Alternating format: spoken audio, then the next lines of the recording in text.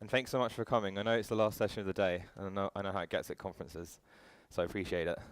So yeah, just to lay some foundations, this talks about clean architecture and how we've been using it in our app at Buffer. You're not going to walk away like masters of clean architecture, but I'm hoping to plant the seed of how you can use it in your applications and maybe some benefits that you can take away. To kick things off, my name's Joe. As mentioned, I work remotely for a company called Buffer. I live in the UK in a little town, town called Brighton. I've been there my whole life, and I do a bunch of Android stuff online as well, like open source, and if you want to check out my Twitter and website, you can do that. If you haven't heard of Buffer, we're a remote company. We built a social media scheduling platform that also does things like analytics, targeted for like small businesses to large businesses. So we can basically, you write a post once, and we send it out to multiple social networks across different times. So we take the stress away and the worry if you happen to do that across different time zones and so on. We're a remote company, so we don't have an office. There's about 75 of us around the world working, which is pretty cool. So people either know us for our product or for our company culture. So if you don't know us, then it's worth checking out our website. And obviously we have an Android app, otherwise I'd be doing nothing at work. That's there. If you want to download it, it's on the Play Store. We've just released a new version, which is basically a rebuild of half the features and a cute new character.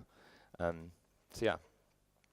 So the inspiration for this project, this talk, was before Buffer. I worked for an agency, and I had the luxury of working on greenfield projects. So every time I started a new project, it was from scratch.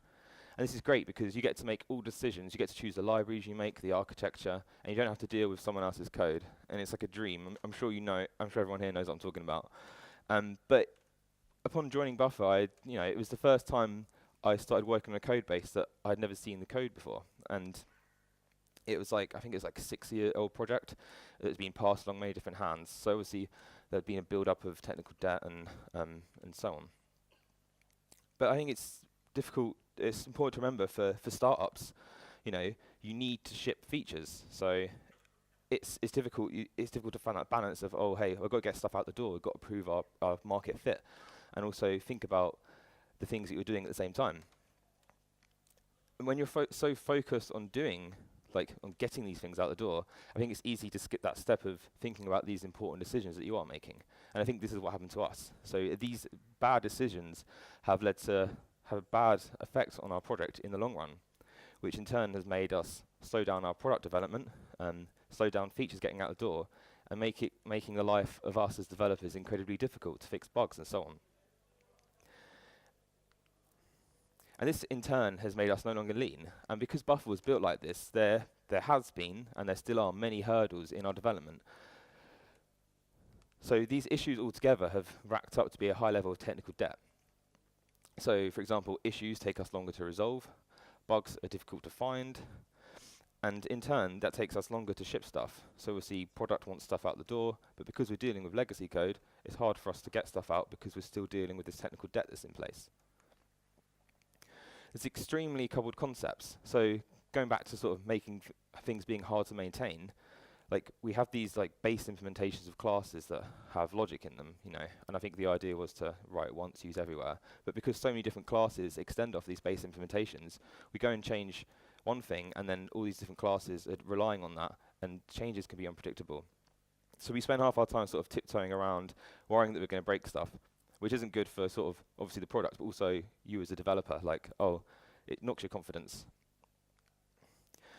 And shock, the app had no unit and no UI tests, which I'm sure everyone's aware can be a nightmare. So, joining the team, I'd be scared to change something in case something else was used. Because of the legacy code, they have this constant fear that something you're going to change is going to break something else because there's no testing in place.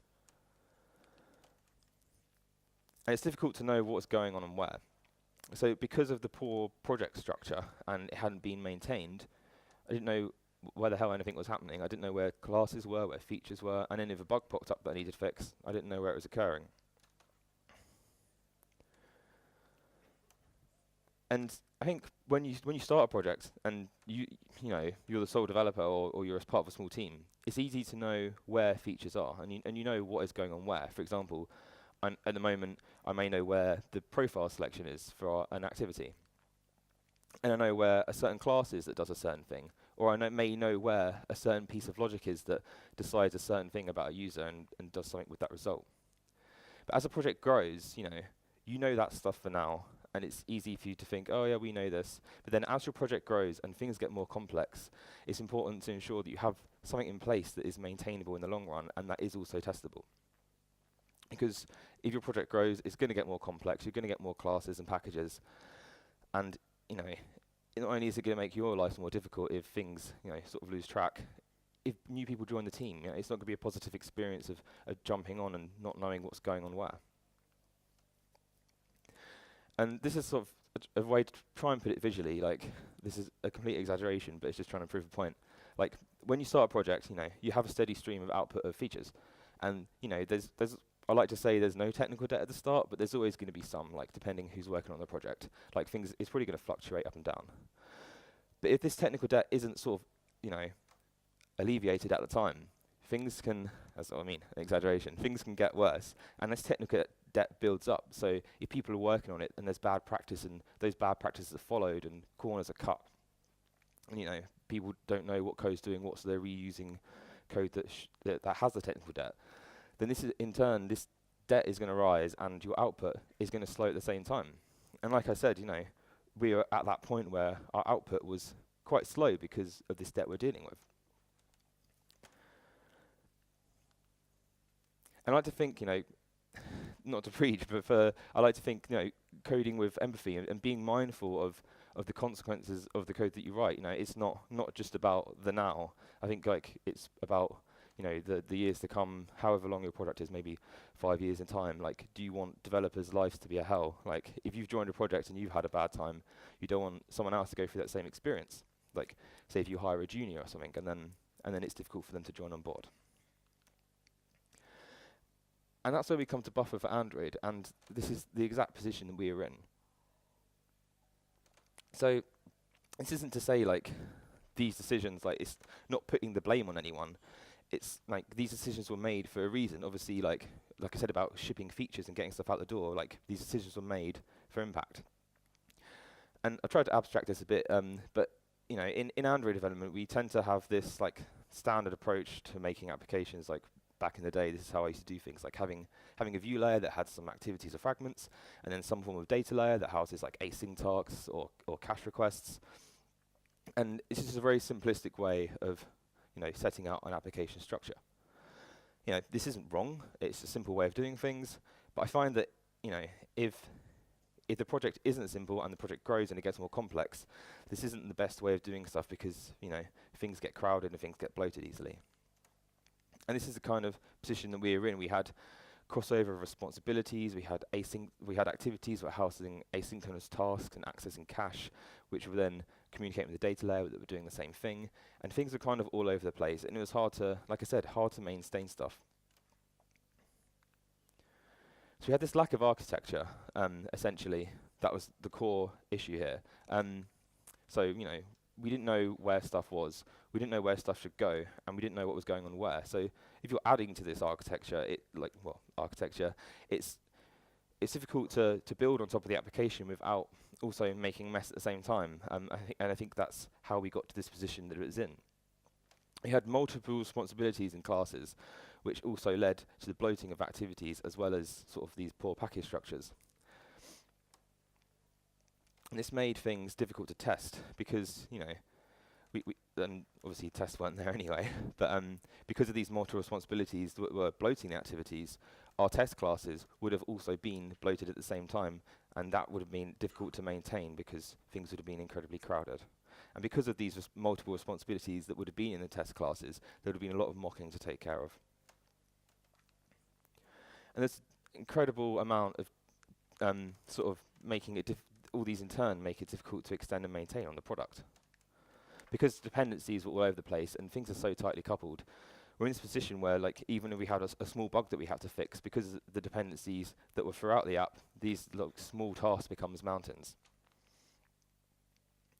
And there were a lot of duplication of concepts. So we had like multiple custom views that were defined in their own classes, and then the same view was made in an XML layout completely separate from that class that was made. And we had other things like the same cache, the cache point being accessed throughout different parts of the app, not being through sort of a centralized point. So you fix a bug at one point, and then suddenly 2 weeks later, the bug would appear somewhere else. You'd be like, I fixed that. And this just drives you crazy having to deal with these duplication of concepts throughout the app. And just to finish off this section, this is kind of how I felt like every day. So yeah, you know, touching something and having that constant fear of things breaking. And like I said, it's not only slowing product down, but it's like knocking your confidence, and you shouldn't have that fear. And you know, that's going to affect your workload. So we began, when I joined, we needed to rebuild the onboarding process of our app. And this, you know, if you haven't heard of MVP, it's sort of a model view presenter, which is like a design for your sort of classes and stuff. So to keep it simple at the time, we didn't want to change too much, and I didn't want to join on board and be like, drop everything, we're doing clean architecture. We sort of wanted to do it bit by bit. So we decided to introduce MVP into application to sort of try and make that stepping stone towards, you know, sorting the application out and making it something that we could work on. Like I said, yes, we had this fear of changing too much, and it was a good point to start off there, and not sort of overloading ourselves with too much work. So this began by helping us separate our presentation logic. So the P here stands for presenter. So we could move our presentation logic out of our classes and have it in a centralized place.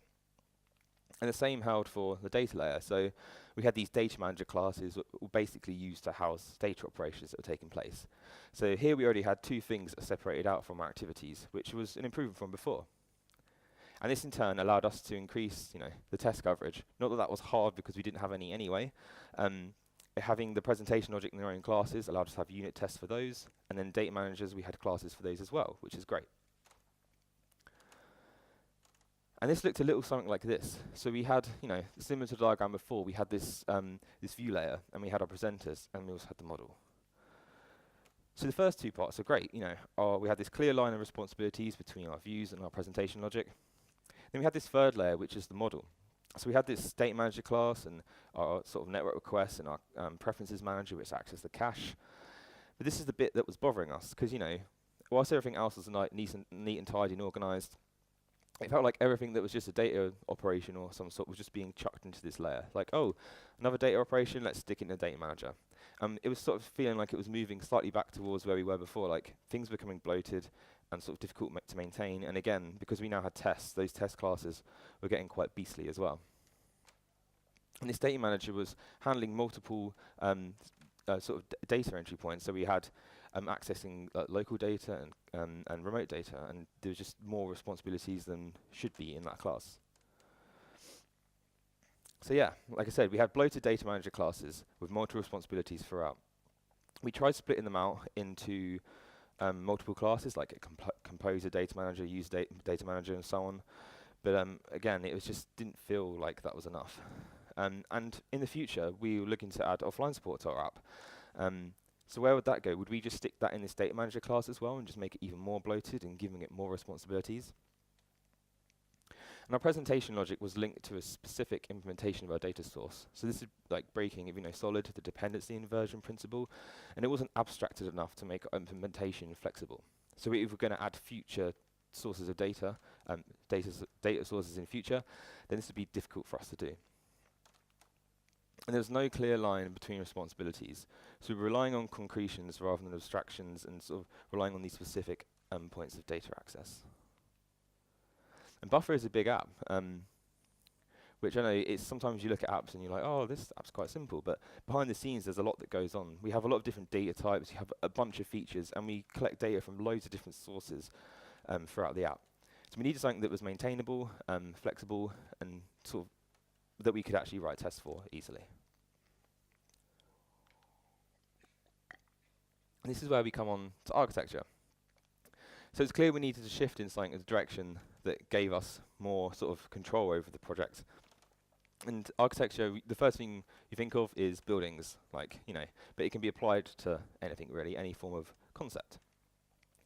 And for this example, like, hang in there, it's try and think of a building as like an abstract. So a building is an abstraction, and sort of you can have implementations of buildings. So for example, like we have blueprints here for a house. Like you can look at that.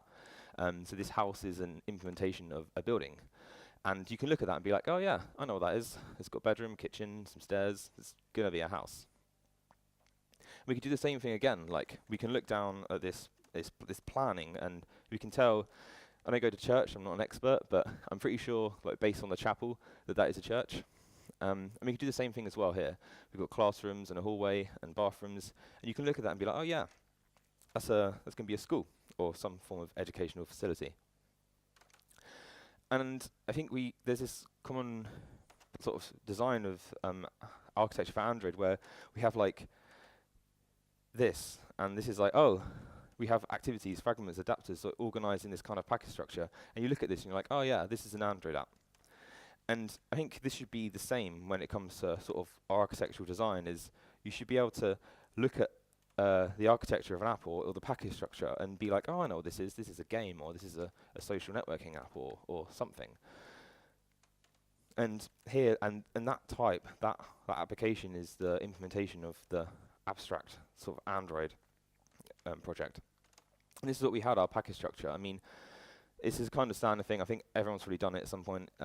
And like I said, if it's a simple application, it's not so bad. It's not the end of the world. But when the application grows, and you can really tell here, like, do we just add more packages, and do we just make it hard to sort of navigate? And I know it's easy to say, oh, navigation, that's not going to take me long to find a class. But if you add that up over time, it does make a difference. And I think like joining a project as well, like I said, this is the first time joining, I think it's a brownfield project. It's hard to find stuff, and you don't know what's going on where. You could dive into a specific package and eventually find something, but like I said, that all adds up over time. And I think like when it comes to this, it's important to think outside your team. Like I said before, like you can see something and it's obvious to you what something is. But think about other people. Like if you were to hand this over to someone, say you had a freelancer join tomorrow, if you were to hand over your project, like how easy would they find it to sort of jump on board and be able to navigate through and sort of and get stuck in? Or if you were to make a new hire or a junior developer or something. And so we come on to clean architecture. So if you haven't heard of clean architecture, it pretty much does what it says on the tin. And the great thing is about clean architecture is there's not one specific way to implement it that's set in stone. So you can take parts of it and sort of mold it to how it works for you, as long as you adhere to the sort of some of the rules that come with it. So if you haven't seen this diagram online already, this is kind of what it looks like. So we have, you can't see the text on the last one. So we have like 4 layers to our project. We have domain logic, business rules, interface adapters, followed by the frameworks and drivers. And the idea behind this is that you build your software in layers. And the data flows through that layer, sort of layer by layer. And you can see here on this point here that we have this dependencies point inwards. So this means that none of the inside layers know anything about the layers outside it. So for example here, this inner layer knows nothing about this layer 2, 3 or 4, and layer 3 knows about layer 2 and 1, but doesn't know anything about the layer outside of it. So this allows us to sort of build a more maintainable application, and it's easy to enforce because, you know, if a layer doesn't have a dependency on another layer, then you can't access the classes from it. So for your team, it's going to be hard to sort of to break the rules to do with it. And a key thing with clean architecture is it brings in the separation of concerns. So we have our entities, use cases, presenters, and UI, and these are designed to be sort of separated from each other. And you know, you could interchange them. You could take out, say for example, if Android disappeared in 2 months' time, and these 3 inner layers were just sort of separated from the UI. You could switch that UI out for something else and still reuse the 3 inner layers because they're not dependent on that layer outside of it. And this allows us to build an application that is, you know, with reusable components, independent of any framework, and is also exchangeable. So as I mentioned, our layers become independent of any frameworks for what we're working on. So in that diagram that we just looked at, The UI layer, in our case, is the only layer that has any knowledge of the Android framework.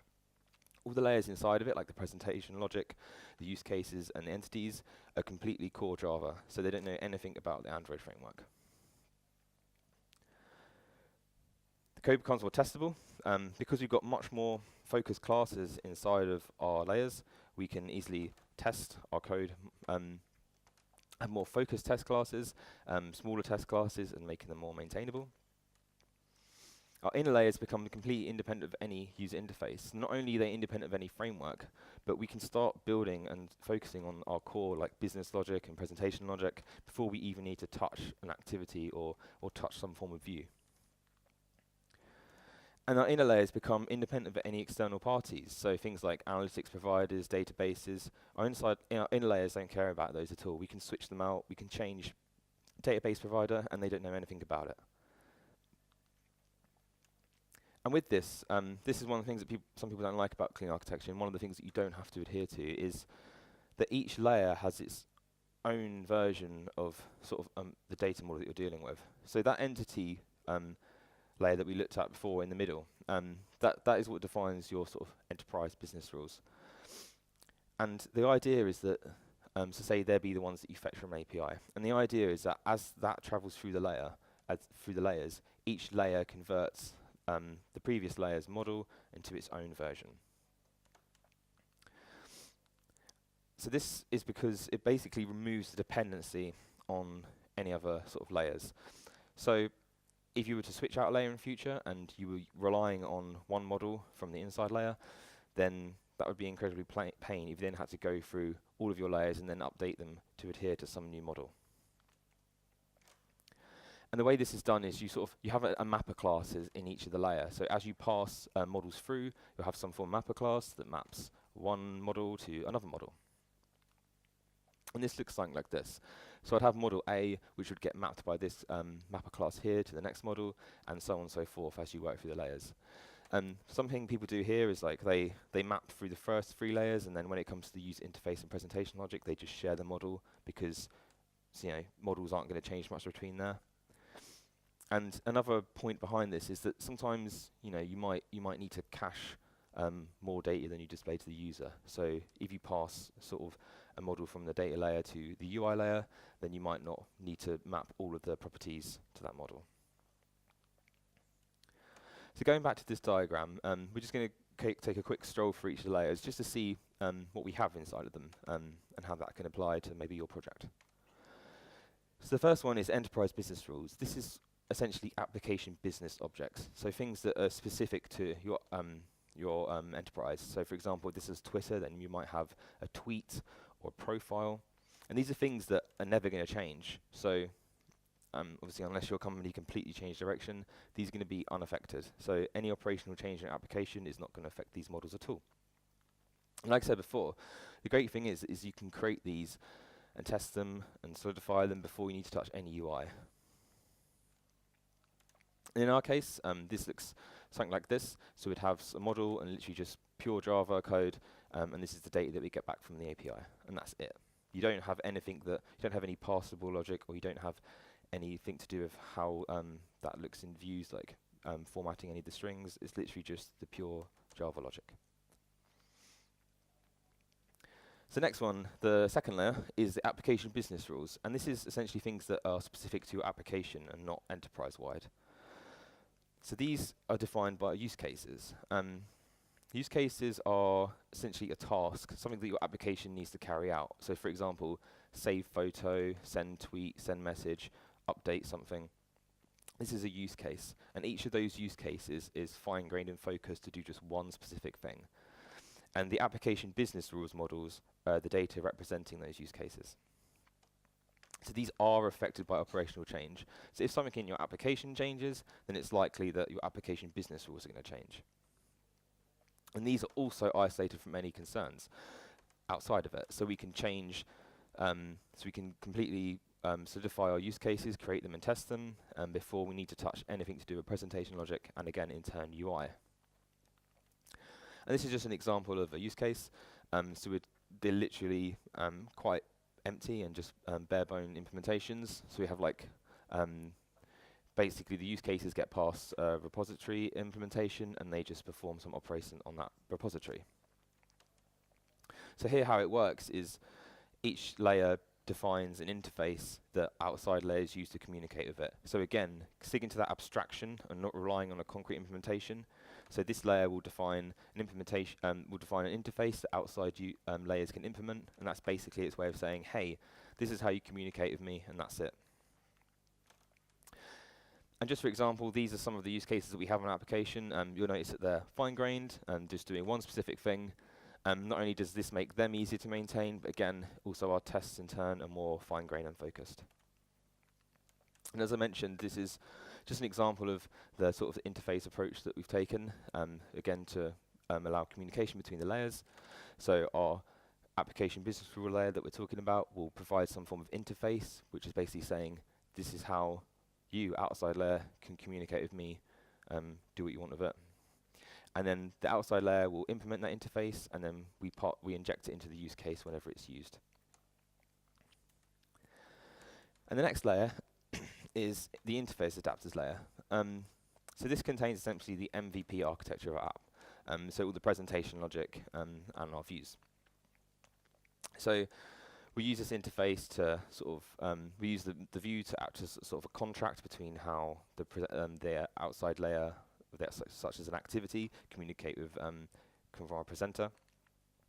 And the presenters contain callbacks which then receive events from our use cases. And again, we have this mapper class which converts any models that come from sort of lower layers to models specific to our presentation layer. And our presenters will be something like this. So we'd have some stuff above these overridden methods. And then, because we're using RxJava, we essentially use a single observer which acts as our interface for receiving events from the other layers. So again, we have this interface that allows the communication with outside layers. So as well as our presenter, this interface is our view in our MVP that defines how we can communicate with the layers from here. So our activity will provide implementation of that, and then the data will be able to transfer between layers. And the final point is the frameworks and drivers. So the frameworks and drivers is essentially, in our case, anything that is framework specific. So things like UI components like activities and fragments and custom views. Anything that's to do with networking, such as retrofit, as well as anything to do with storage, like cache and database. So you can, like some people do, put these in layers outside of this layer just to separate out things even more, but that's not necessary in all cases. And to handle communication with these different data sources, we make use of the repository pattern, which is something that's not specific to clean architecture, but is something that can be good practice for you to use if necessary, which essentially looks like something like this. So we provide a repository interface, which you saw in the use case, which is a way of sort of saying, these are the operations that you can perform. Then the implementation uses a factory to decide what source of data it should create the data store for. So for example, say you want to fetch some profile from the API or from a cache. You might save a flag to check if the cache is expired, and you might create the relevant data store based on whether the cache is expired. And this makes it easily extensible. So if we want to add some other data store implementation along the line, we essentially just need to implement this interface, and we can easily add new implementations as we go. And this looks something a little like this. Like, I've tried to abstract this out so that it can be sort of applied to other platforms. So we have, to start with, I have our enterprise business rules up here on the left, which house our enterprise objects. Then we have our application business rules for things that are specific to our application, and this provides also the models, a mapper, and our use cases, which then define this interface, which our next layer can use to communicate with that. And this houses our things like our presenters and the repository, and also our models and our views. And then the final one on the left-hand side is the frameworks and drivers, which also uses that repository interface to communicate between layers. So you can see from this, this is creates a clear line of responsibilities between each layer, and each layer has a specific role in your application. Like I said, this our Android one looks kind of like this. This is just an abstraction to try and make it adhere to multiple platforms. So the thing about these layers is you have clear layer boundaries between them. So like I said, we have communication via abstractions. So this makes our application more flexible. So like I said, if you want to switch out layers in the future or provide other implementations of things, it's incredibly easy for us to do so because we're relying on an abstraction. We haven't got to alter anything in the factories that are being used. We just need to create a new implementation. We have no direct name references in inner layers. So again, it's basically defining this is how you communicate with me, implement this, and then pass it in. You're not passing in like a concrete implementation of anything. And this layer is provided by an inner interface. So again, our layers are defining the rules for communication, and they're in control of themselves, and there's no outside entities that are in control of them. And this is also known as the dependency inversion principle. Another good point about clean architecture is we're not limited to these layers as such. So whilst the standard example is 4 layers, like if you want to take away one of those layers, for example, a popular one is getting rid of the enterprise business rules in the center and merging that in with the second layer, because if you've just got one app and you're never going to have multiple reuse there, you might just use it into one layer. Or you could go the other way and have 6 layers or 8 layers, or that's probably never going to happen, but you're not limited to this specific implementation of clean architecture. Like I said, one of the great advantages of this is test coverage. We're still working towards high test coverage because obviously there's a lot of code that we need to refactor and rework. But in turn, we have much more focused test classes, and it's much easier to test stuff and test specific responsibilities because each class and each layer has their own responsibilities, and there's not multiple responsibilities flooding classes. And some of our learnings, so we've learned a lot from clean architecture so far. Like, we're still learning, and we're not masters, and we're probably still making mistakes. And I think that's important to note. Like, you're not going to get it right first time. And I think that's what we realized. But some of the things we've learned, like, it has some great advantages. Like I just said, we have working towards a high percentage of test coverage, and everything we're creating now is incredibly easy to test. It's incredibly easy to get around the project and know where stuff's happening because of how it's structured. So we're not wasting time trying to work out where a bug's occurring or where a feature is, because we know exactly where stuff is. Even if it's something else someone has worked on, it's incredibly easy to find. It's easier to maintain, which ties off with the last point, because of the granularity and how focused things are and how the classes are defined. It's easy for us to find stuff and easier to work on it. It allows us to move faster. When we started this talk, we talked about technical debt and how it slowed us down.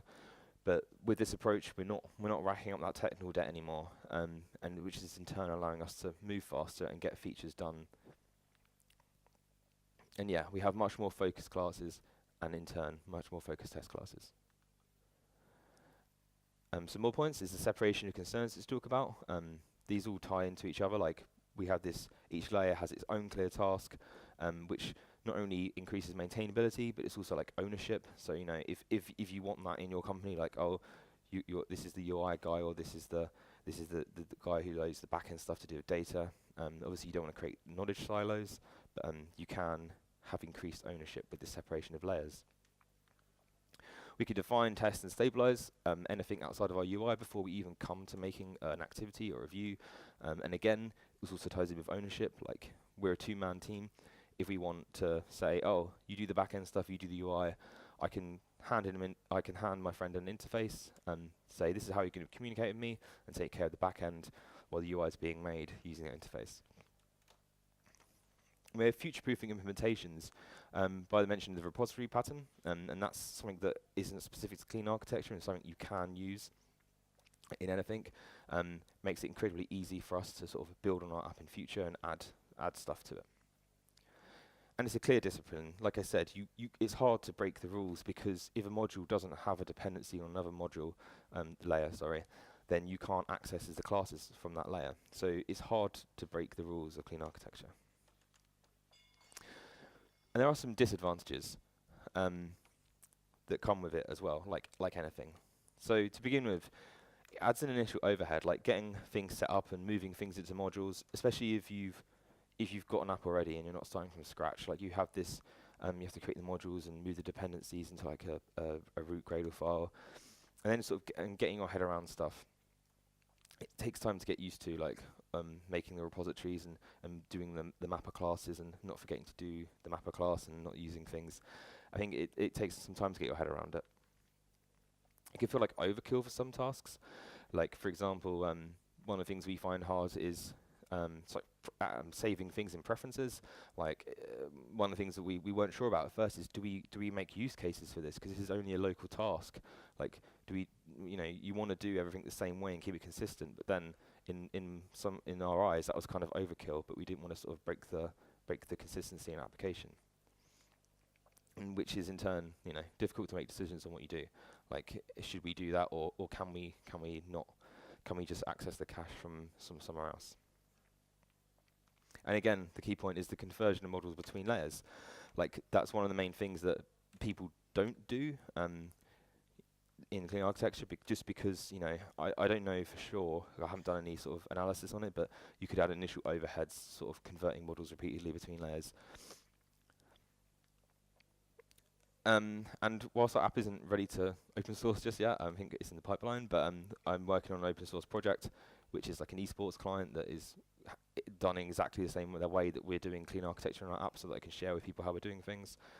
It was meant to be done in February. It's not done yet, so maybe it will be done sometime by the end of the year. So it will be up on my GitHub shortly. Yeah, so that's it. If you want to know more about clean architecture, or sort of learn some more about how we're using it, the top link here is we rebuilt our composer on our application with clean architecture, and that's sort of a walkthrough on how we did it and why we did it. And Google have a great repository on sort of some architecture blueprints, which is a great thing to follow. And then the guy behind clean architecture, again, it's nothing new. It's quite old. He has a book on clean architecture, and it's pretty big. So make sure you set aside some time if you do decide to buy it. But yeah, that's it from me. I think we've got time for a few questions if anyone wants to ask anything.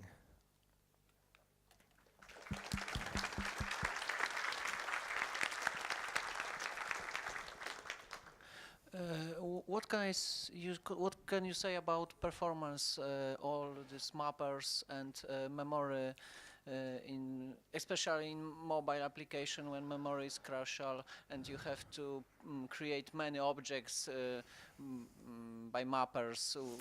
Yeah, this is... And mappers create just objects for transfer data, which must be copied to another models, not just put the reference. Yeah, so this is one of the things that we're not 100% sure about at the moment, and I know there's kind of like mixed feelings of it on research that I've done online. It is something that we're planning to look into more, so we know exactly how much of a performance cost it is. But what we do is, so we don't follow it directly like that. So we map classes. Say we save something in cache, we map that to sort of a view model. But if we're just between like the UI layer and the presentation layer, we don't map because the model doesn't change. But if we're saving something in cache, we do use a different model. But that is something we're not too sure about yet. But that's one of the reasons why people avoid doing that. But yeah, like that gets to the thing where you can over architect your app, like, and introduce performance issues, which you don't necessarily want to do. Any more questions? Okay.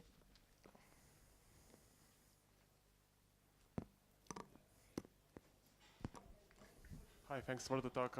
Sorry, maybe I didn't get it, but what about the layers and Gradle modules? Do you have every single layer in a separated Gradle module? And so how do you struggle with? Do you struggle actually with dependencies of those modules, variants, flavors, and so on on Android? So we don't use flavors as such, but so we do have things in separate modules. But some people just have it in the same module and have it in different packages. But the way we've done it is we've got it in different modules, and we've got a root Gradle file that sort of defines the dependency versions and the dependencies, and then each each module has its own Gradle file, which sort of just accesses that root Gradle file. Anyone next? Hi, first of all, thanks for a great talk. Secondly, there's one thing I'm wondering about. As you mentioned, one of the rules that the business domain layer should follow is to be independent of any frameworks. And we've seen that the use case you showed us, you stick with the RX. So I'm wondering whether this is the pay you agreed to pay, the cost you agreed to pay to take advantage of RX and to stick with this framework, or you are just treating this more like a paradigm than a framework, because this is a discussion we recently had in our team, and what's your opinion about that? So I think one of the things, I think this is right, is having, because you know there's RX Java and then RX Android, is because RX Java is pure Java, and you can just have RX Android, like the schedulers, so you can have like abstractions for the schedulers that are inside the layer that just has RX Java, and then in the outside layers that has the frameworks can define the implementations of those schedulers using RX Android, and then they get passed down using that interface. So because you're using the interfaces in the layers, like you're not relying on the specific implementation. So if that is defined outside in the framework layer and passed through, that's fine. But I had the same thing, and I was like, oh, can I use RX Java? But it's like we've come to the agreement that it is, because it's RX Java is, you know, Java, so it's fine to use that. And that's one of the things that I think is people are still a bit like unknown about. We have one more here. Cool. Hi, thank you for a great presentation. I wonder about compile time. You said that you have many Gradle modules. I wonder if you have any experience with compile time difference between single module application and multi-module application, especially if we are talking about unit testing. Not noticeably, like because so for unit tests, like if we're just building locally, obviously we're just building the app. I haven't noticed any changes, anything that takes longer or quicker. But I know that there was an article I read not long ago that was basically did sort of tests on time and the length of compilation based on single module projects and multi-module, and it was the case that multi-module projects were built quicker. I personally haven't noticed anything, but I think if you've got a big enough app to notice that, then I think it might be possible. Does that answer your question, or? Yes, but I have quite Really? Oh, okay. Go for it, yeah. we are building applications with Kotlin, Okay. and I suppose that there are still some issues with incremental compilation in Kotlin. Yeah.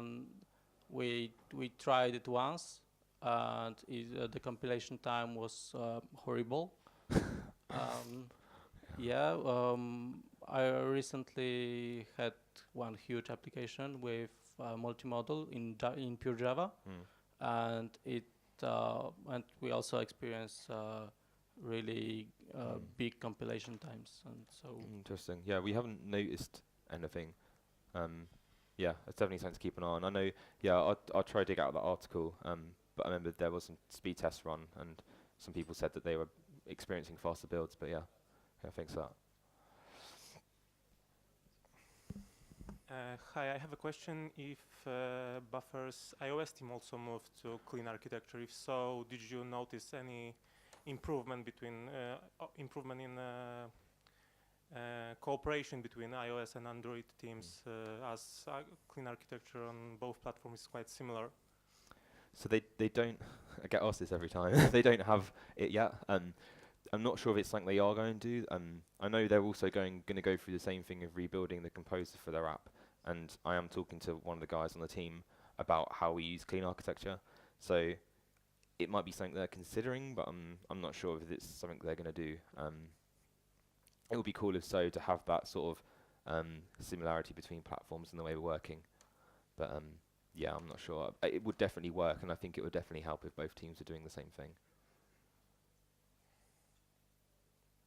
Okay, anyone else? So thank you very much for an awesome talk. Cool. And give a round of applause. Cool.